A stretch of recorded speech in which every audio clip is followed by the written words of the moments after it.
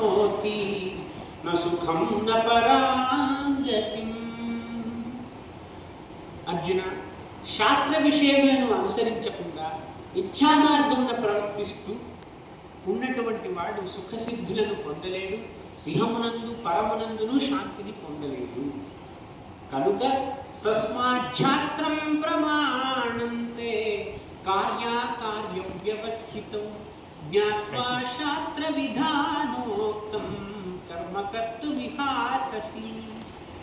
కనుక ఏది కర్తవ్యము ఏది అకర్తవ్యము, కార్యాకార్యం వ్యవస్థితం, అది తెలుసుకోవడానికి శాస్త్రమే ప్రమాణము.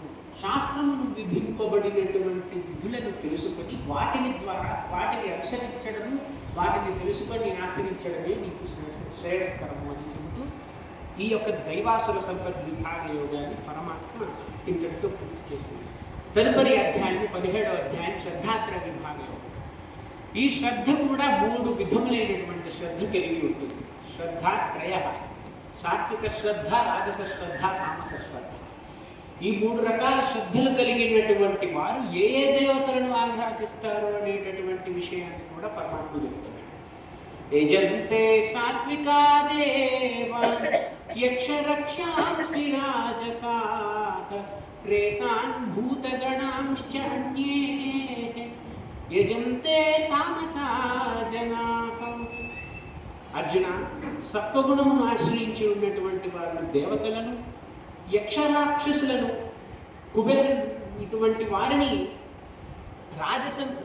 రజోగుణమును ఆశ్రయించున్నటువంటి వారు, అలాగే భూత ప్రేతములను, తదుపరి అన్యులను ఆరాధించేవారు తమో గుణమును ఆశ్రయించినటువంటి వారు ఆరాధిస్తూ ఉంటారు.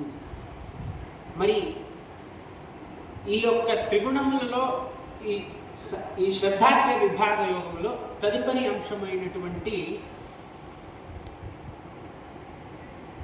మన ప్రసాద సౌమ్యత్వం, అలాగే ఈ యొక్క ఆచరణకు ముఖ్యమైనటువంటిది శారీరక తపస్సు, మానసిక తపస్సు, వాచిక తపస్సు, ఈ 3టిని గురించి పరమాత్మ చెబుతుంది.